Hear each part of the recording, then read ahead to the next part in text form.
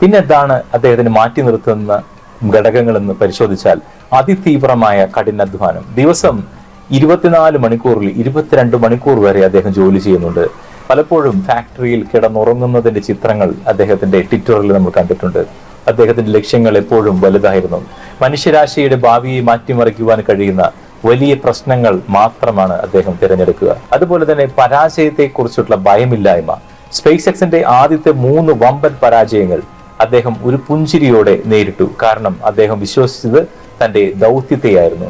Elon Musk ഒരു സ്വപ്നജീവി മാത്രമല്ല, തന്റെ സ്വപ്നങ്ങളെ സാക്ഷാത്കരിക്കുവാൻ മറ്റുള്ളവരെ പ്രോത്സാഹിപ്പിക്കുന്ന ഒരു നേതാവ് കൂടിയാണ്. അദ്ദേഹത്തിന്റെ ചില പ്രധാനപ്പെട്ട തത്വങ്ങൾ ഇങ്ങനെയാണ്: വിവേകശൂന്യമായ മീറ്റിംഗുകൾ ഒഴിവാക്കുക. ഒരു മീറ്റിംഗ് മൂല്യമുള്ളതല്ലെന്ന് തോന്നിയാൽ ഉടൻ പുറത്തു പോകുവാൻ അദ്ദേഹം ജീവനക്കാരെ പ്രോത്സാഹിപ്പിക്കാറുണ്ട്. കാര്യക്ഷമത.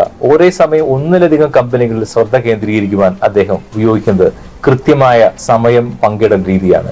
സമയത്തെ കൃത്യമായി ഡിവൈഡ് ചെയ്ത് ഓരോ കമ്പനിക്കും ഓരോ ചിന്തകൾക്കും കൃത്യമായ അളവുകൾ വെച്ച് അത് മാത്രം ചിന്തിക്കുന്ന ഒരു പ്രത്യേക ചിന്താരീതി അദ്ദേഹം കൊണ്ടുവന്നു.